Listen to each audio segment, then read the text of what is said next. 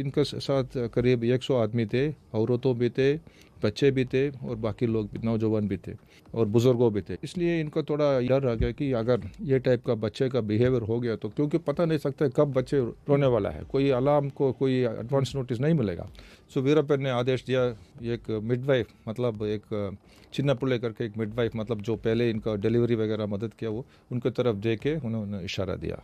सो उनके पास कोई अल्टरनेटिव नहीं था, सो दिस हैपन। अपना बेबी को भी सैक्रिफाई करने तैयार है जस्ट टू प्रोटेक्ट हिमसेल्फ। ये अल्फाज हैं इंडियन पुलिस के सीनियर अफसर के विजय कुमार के, जो इंडिया के संदल स्मगलर वीरप्पन की सफाकी और वहशत का किस्सा सुनाते हुए बता रहे हैं कि किस तरह एक लुटेरा या डाकू खुद को बचाने के लिए अपनी नन्ही बच्ची को कत्ल करने से भी बाज नहीं आया।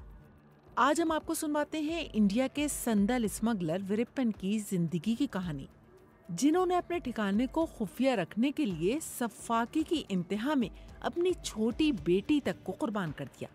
यही नहीं बल्कि खुद को हिरासत में लेने वाले जंगलात के अफसर को कत्ल करके उसके सर से फुटबॉल भी खेली। आप सुन रहे हैं बीबीसी उर्दू की पॉडकास्ट और मैं हूं आसिया अंसर। खुद को मुश्किलात से बचाने के लिए अपनी नन्ही बच्ची की आवाज को हमेशा के लिए खामोश करवाने वाले इंडियन स्मगलर वीरप्पन 18 जनवरी 1952 को पैदा हुए थे, जिनके बारे में कहा जाता है कि उन्होंने 17 साल की उम्र में पहली मर्तबा हाथी का शिकार किया था। हाथी को मारने की उनकी पसंदीदा टेक्निक ये थी कि उसे पेशानी के बीच में गोली मार दी जाए। वीरप्पन की जिंदगी वहशत से भरपूर रही, लेकिन उनकी सफाकी के दीगर किस्से सुनाने से पहले हम आपको बताते हैं कि वीरप्पन की दहशत की छाप किस वाक़ये से शुरू हुई।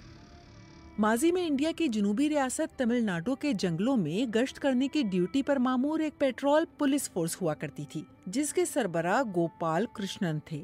गोपाल कृष्णन के बाजू इतने मजबूत थे कि उनके साथी उन्हें रेम्बो कहते थे। खास बात यह थी कि उनका और वीरप्पन का ताल्लुक एक ही जात या कबीले से था। 9 अप्रैल 1993 की सुबह कोलातपुर गांव में एक बड़ा सा बैनर लगा मिला, जिसमें रेम्बो के लिए वीरप्पन की जानिब से गलीज गालियां लिखते हुए चैलेंज किया गया था कि अगर गोपाल कृष्णन में हिम्मत है तो वो आकर उन्हें पकड़ लें। गोपाल कृष्णन उर्फ रेम्बो ने फैसला किया कि वो उसी वक्त वीरप्पन को पकड़ने के लिए निकलेंगे। अपने मिशन के दौरान जैसे ही वो पुलार पुल पर पहुंचे, उनकी जीप खराब हो गई, जिसके बाद उन्होंने साथियों के साथ 2 बसों में आगे जाने का फैसला किया। वीरप्पन के साथियों ने जंगल में मौजूद अपने ठिकानों में बसों की तेजी से आने की आवाज सुनी तो पहले सबको खबरदार किया। उन्होंने रेम्बो को दूर से आने वाली बस की पहली सीट पर बैठे देख लिया था। जैसे ही बस एक मुकर्ररा मुकाम पर पहुंची, वीरप्पन गैंग के रुकन साइमन ने 12 बोल्ट की बैटरी को बारूदी सुरंग से जोड़ दिया।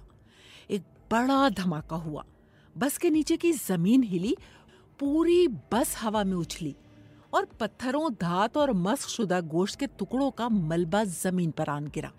इंडियन पुलिस के सीनियर अफसर के विजय कुमार अपनी किताब वीरप्पन चेसिंग द ब्रिगेड में लिखते हैं कि ये मंजर इतना खौफनाक था कि दूर चट्टान की आड़ में बैठे वीरप्पन भी कांपने लगे और उनका पूरा जिस्म पसीने से शराबूर हो गया। थोड़ी देर के बाद वो बस जाए वकू पर पहुंची, जिसमें इंस्पेक्टर अशोक कुमार सवार थे। इस बस में सवार अफराद ने तबाहशुदा बस के मलबे से 21 मस्कशुदा लाशें निकाली। ये वीरप्पन की पहली बड़ी कार्रवाई थी, जिसने उन्हें पूरे इंडिया में बदनाम करके रख दिया।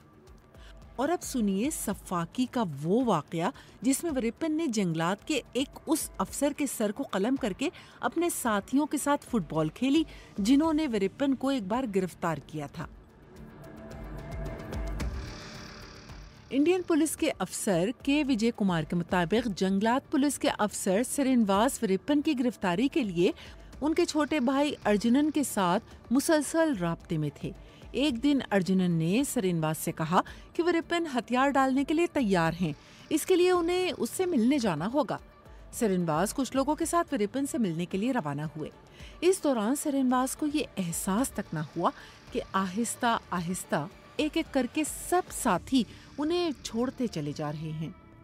जब वो एक तालाब के करीब पहुंचे तो एक झाड़ी से कुछ लोगों का हेवला आगे बढ़ता हुआ नमूदार हुआ। इनमें से एक की लंबी मूछें थीं। श्रीनिवास समझे कि विरिप्पन हथियार डालने वाला है, लेकिन अचानक उन्हें एहसास हुआ कि मामला गड़बड़ है। विरिप्पन के हाथ में राइफल थी और वो उन्हें घूर रहा था। श्रीनिवास ने पीछे मुड़कर देखा कि वो अर्जुनन के साथ तन्हा खड़े हैं। विरिप्पन उन्हें देखकर जोर जोर से हंसने लगा। इससे कबल के श्रीनिवास कुछ कहते, विरिप्पन ने फायर किया और वो इस पर ही नहीं रुका। उसने श्रीनिवास का सर कलम किया और उसे ट्रॉफी की तरह उठाए अपने घर ले गया। वहां उसने और उसके पूरे ग्रोह ने फुटबॉल की तरह उनके सर से खूब खेल खेला।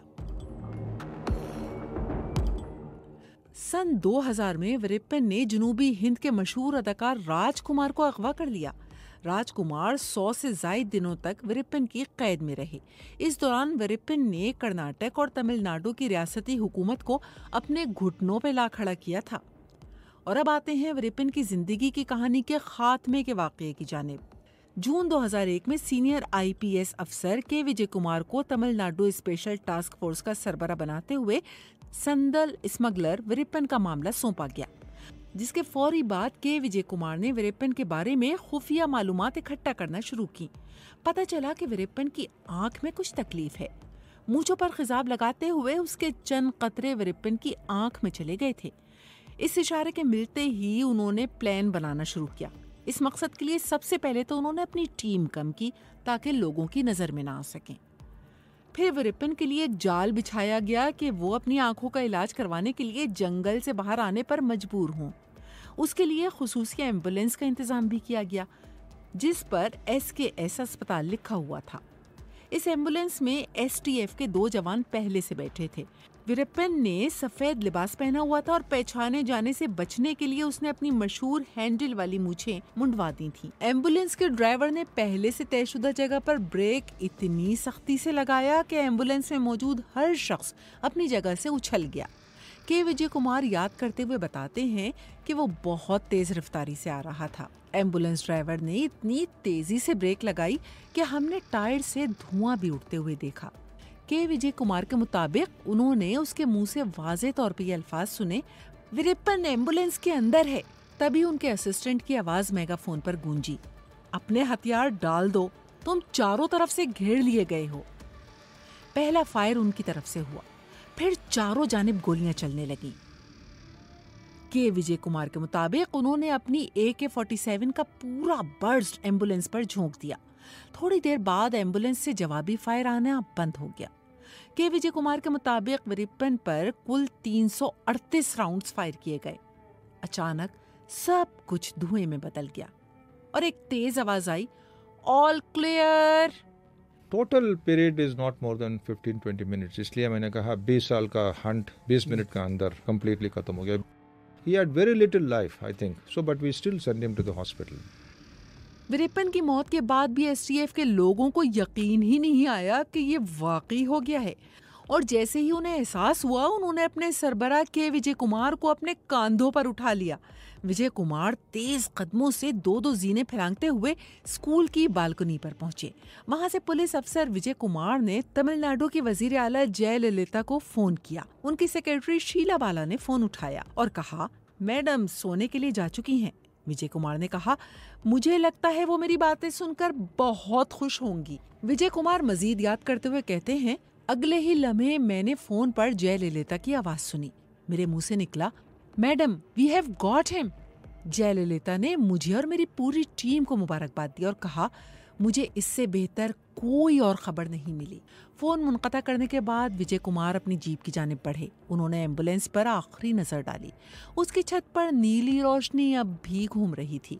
दिलचस्प बात यह थी कि सैकड़ों में से एक गोली भी एम्बुलेंस की लाइट को नहीं लगी थी। उन्होंने उसे बंद करने का हुक्म दिया। गोया बुझी हुई लाइट पूरी दुनिया को बता रही थी कि मिशन पूरा हुआ।